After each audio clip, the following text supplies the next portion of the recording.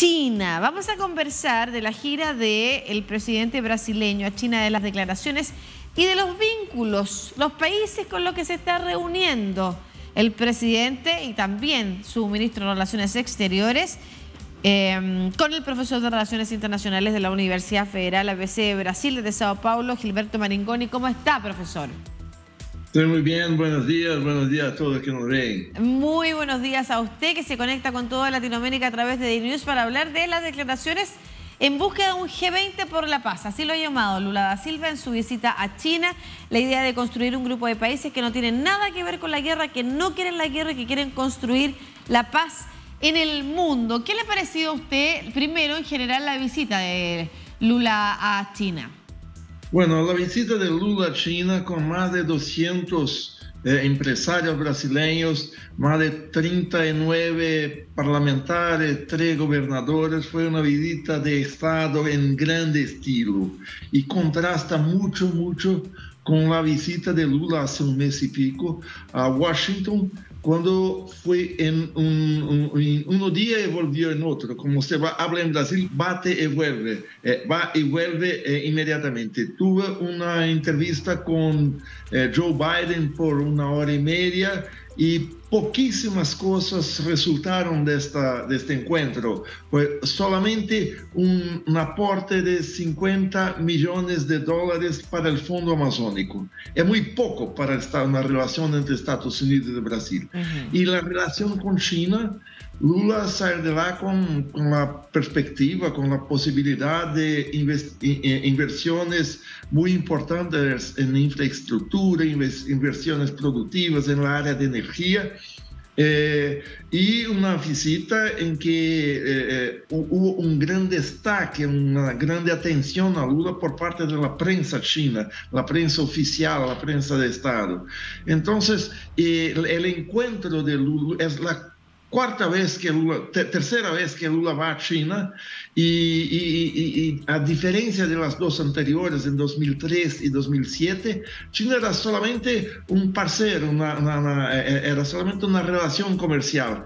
Esta visita, este viaje, tiene una connotación política muy más fuerte, incluso por motivación de la guerra entre Rusia y Ucrania, y todos lo saben, China es imparcial, es neutral, pero neutral más cerca de Rusia. Claro, dicen que no existe la neutralidad en las relaciones diplomáticas o geopolíticas. Es muy difícil, sobre todo cuando hay una posición muy clara desde Occidente y desde la OTAN versus lo que ha intentado plantear China, que es un poco también lo que señala Lula. Tanto Putin como Zelensky no han hecho acciones en pro de la paz, intentan también ponerse en ese marco de neutralidad, pero hay otro tipo de disputa en esto, que es la disputa por la hegemonía mundial entre China y Estados Unidos. O sea, de alguna manera Brasil termina siendo mucho más favorecido por China en términos comerciales, por ejemplo, y por eso esta gran visita, ¿no es cierto?, que usted señala, con un gran contingente de empresarios y buenos acuerdos, muy distinto a lo que sucedió con Estados Unidos. ¿Lo hace también a Brasil posicionarse en esta disputa que es mucho mayor, que va más allá de la guerra en Ucrania, a favor de un sector? ¿Y qué prejuicios pudiera tener eso para Brasil? Bueno, no me parece que Brasil esté en favor de un sector. Lo que pasa es que China es el principal destinación comercial de los productos brasileños, es el principal intercambio comercial internacional de Brasil, es con China. Aliás, vale recordar que de toda América Latina, menos México, de Argentina, de Chile, de Perú, de Uruguay, de Paraguay, China es el principal intercambio comercial. Entonces, no hay posibilidad de ignorar China.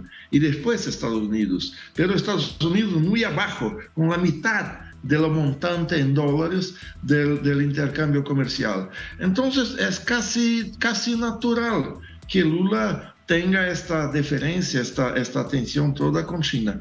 Si recordamos la visita del presidente francés, Emmanuel Macron, hace 10 días, un poco más, a China, cuando tuvo un encuentro de 6 horas con el dirigente Xi Jinping, y salió de China, hablando que Francia no puede ser un aliado, no puede tener una alianza incondicional con Washington. Claro.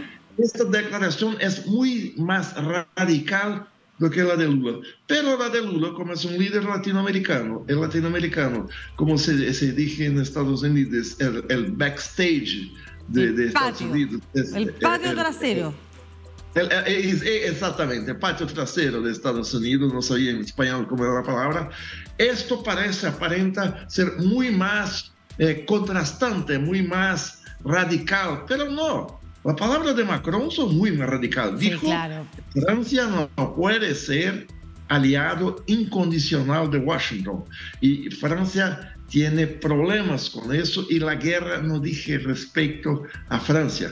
Lo que pasa es que los precios de energía en Europa, por cuenta del boicot de compra de gas ruso, elevó los precios en Inglaterra, en Francia y en especial en Alemania, hace colocar en un patamar muy, muy alto. Oiga, aprovechando que usted es profesor además de Relaciones Internacionales más allá de Brasil, y es la última pregunta que hago en este contexto para luego centrarnos en el gobierno de Lula, ¿no es cierto? Eso, y los vínculos con los países con los que está efectivamente reuniéndose. Pero siento que para Estados Unidos es una preocupación precisamente la manera en la que China inteligentemente ha logrado tener contacto y preeminencia en muchos países, incluso en su supuesto patio trasero. En algún momento se preocupó Estados Unidos de efectivamente toda la inversión comercial que ha hecho China en estos países, porque ha sido una manera de efectivamente empezar a lograr aliados.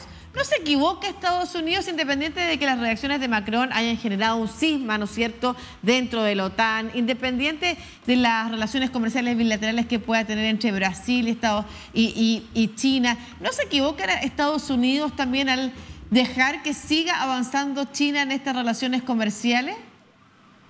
Bueno, lo que pasa es que China es muy diferente del tiempo de la Unión Soviética, hace más de 30 años en la Guerra Fría. China no quiere colocar presupuesto no tiene condiciones ideológicas, no es una disputa político-ideológica.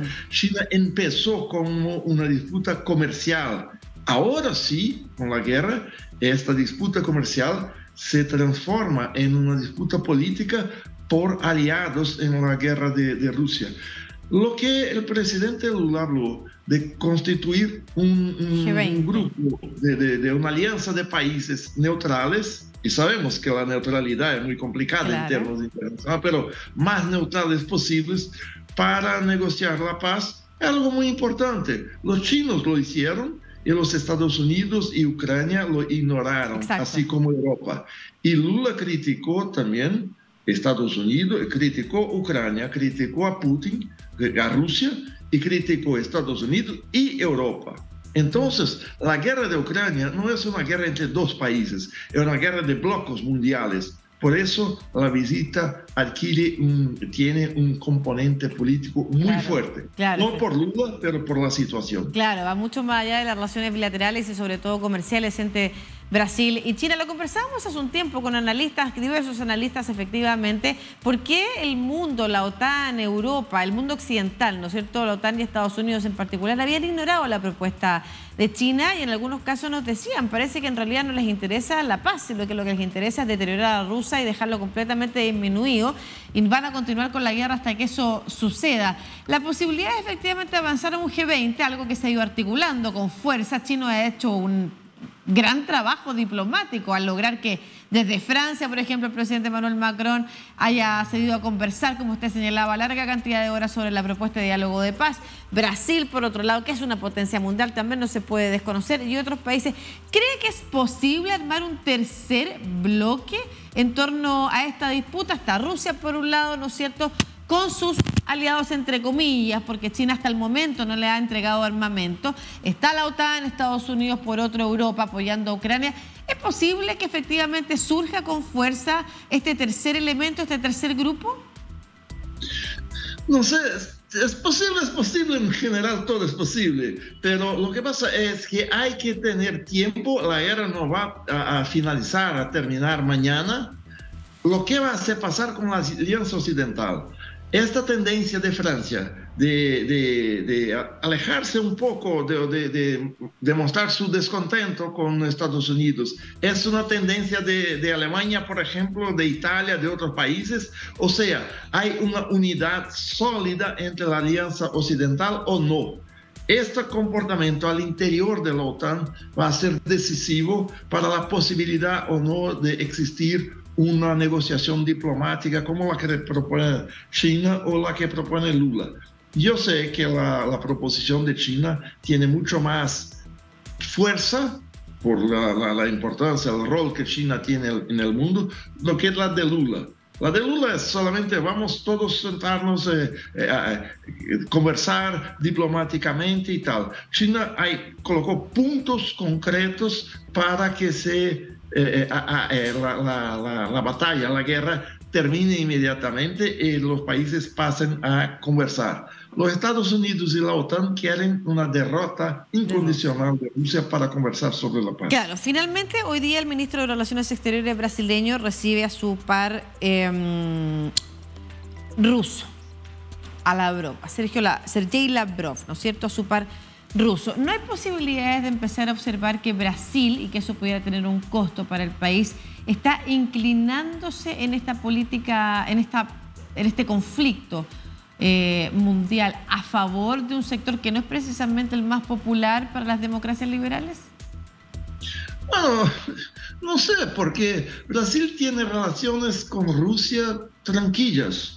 No hay problemas de la relación diplomática. ¿Por qué no se encontrar? Rusia no está en guerra contra Brasil, no está en guerra contra país ningún de América Latina. Lavrov viene a conversar en una situación que su país que está aislado en Europa, está aislado en los países del norte.